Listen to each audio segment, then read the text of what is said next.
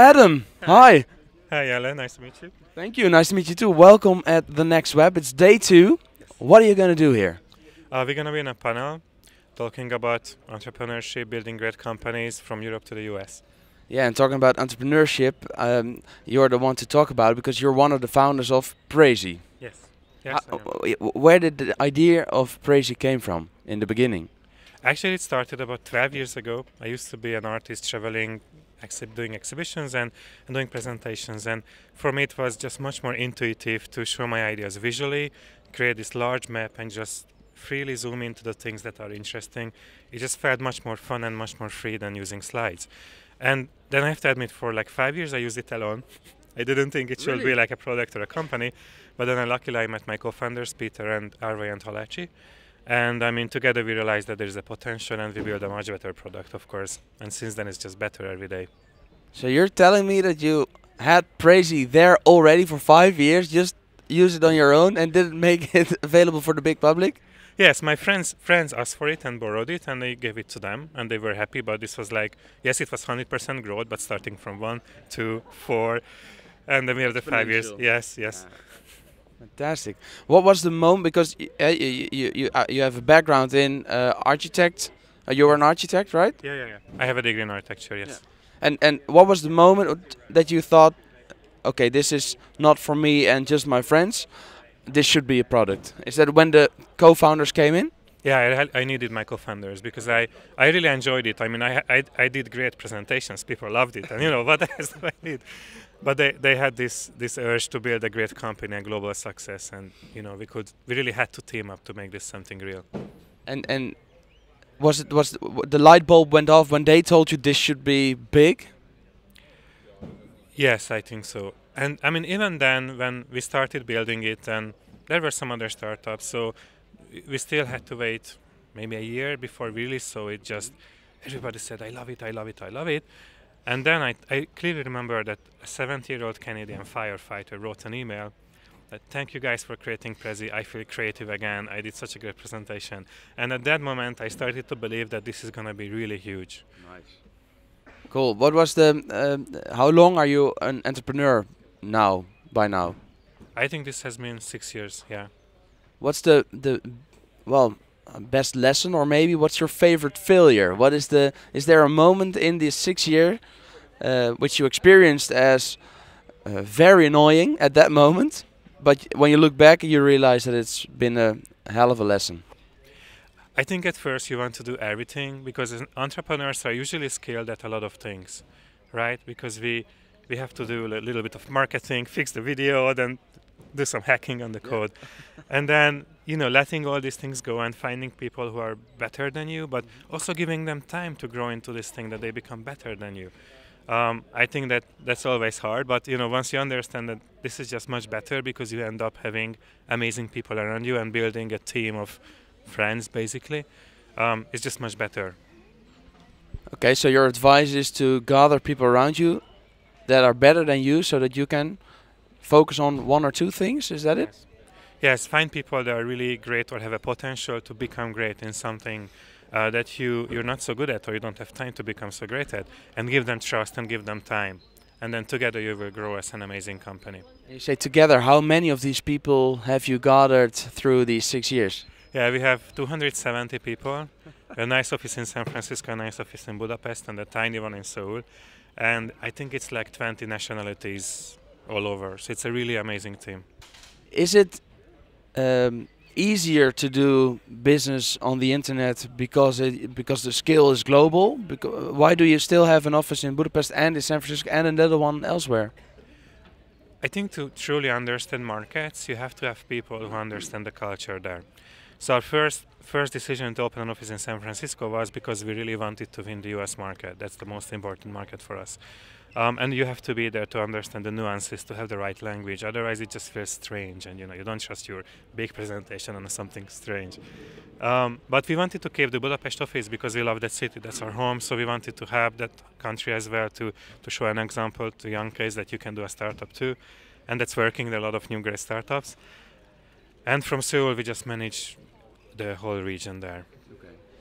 You as the starter, the founder of Prezi, I have had people when in college we were using Prezi, and then you have very good Prezis and you have really bad Prezis. You know, like the Prezis that you have the feeling that you're in a roller coaster or that you really get seasick after a couple of minutes. So I'm really curious about your 3 tips on how to make a good Prezi. Well, I think as with any presentation, it's you also have to have empathy to the audience. Like, of course, you have a vision, you have a goal, you want something to achieve, you want them to change what they think about or what they're gonna do, right? Because you're gonna spend 20 minutes of their time. It's 100 people. It's it's like a month of lifetime of humanity. So it's a lot about thinking about them as well. At the same time, because it's gonna be you on stage and you're gonna feel like worried, uncomfortable, all that. Frankly, when I use Prezi, I just enjoy it. I have fun. I play around. I create these landscapes of ideas, and this really triggers better ideas in me, better narratives, how to tell the story, how to make it clearer, sharper, all that. So there is like a little bit of playfulness there. If you overdo it, that you're gonna get the roller coaster. There is the empathy that you really have to understand your audience. If you overdo that, then you're gonna be just like stressed, like I don't know what they want to hear. And then you have to blend the two to have respect for them and kind of see the whole thing from an outside perspective, clean up your thing a bit, but keep the playfulness, because then you're gonna be really authentic and original and creative on stage. Okay, and that's the total presentation. And if you look in depth in the Prezi, in the dashboard, are there 3 tips that I can imagine? Okay, Don't zoom in and out too much or anything like that. Are there 3 tips for Prezi users? Yeah, I can. Yeah, so very simply, once you're inside the tool, I think you can start by just throwing in the ideas or the possible ideas, a little bit like mind mapping or on a whiteboard. Then delete the ones that don't make sense. Yeah. Then the next step is to find a visual structure that makes it memorable. The whole point of Prezi is that because you can put your ideas on a map, it will be meaningful for people. They will understand that all these things that you talked about when things started are on the left corner, then the success is on the right top corner. Sorry. No problem. And these movements, if done with logic, if done well, they really add to the story. They will help them remember everything you said just much better. So, once you have the ideas and once you know what you're going to talk about, just create a really simple structure. Put the things in groups that make sense together. And then you don't going to be zooming all around all the time, because the things that belong together are very close to each other, just like little movements. Then you zoom out, you see the overview again, you can remind people of the whole journey, go back to the conclusion, etc. Nice. Okay. Where are you standing in 5 years from now? Any idea? Will you still be one of the owners? Will you still be... I mean, I sincerely love it and really enjoy it. Have enjoyed it so far. It's just really great to see how we can help people to be better at visually communicating. And actually just last month we released Nutshell, which is a tiny app. It's not about presentations. You can use the same idea of telling stories in space on your mobile phone. I think it's really fun and it's really beautiful. And we are just full of ideas relating to these things. And I think Prezi also has a lot of potential. We're at 55 million users, which I'm very proud of. It's a lot of people. Amazing. Yeah. But how many people work in companies, businesses around the world? Definitely a few hundred million or more, right? So I think we have a potential to grow beyond this. Any new features or any new things that you can reveal here for us? No. Drum roll, drum roll. So, no. I'm sorry.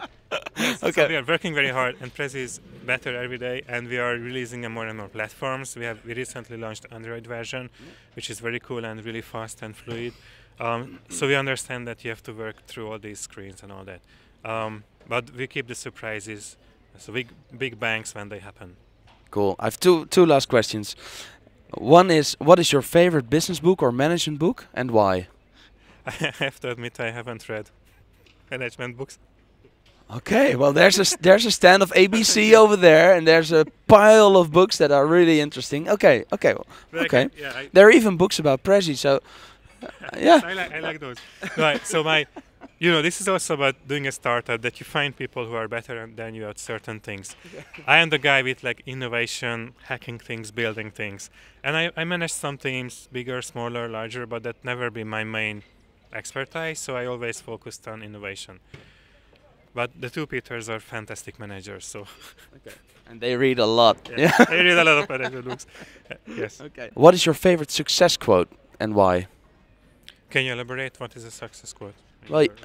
Yes. Yesterday there were actually a couple of people who said done is better than perfect. So, and I had an interview with Boris, and since then my favorite quote is "Fuck it, we'll do it live."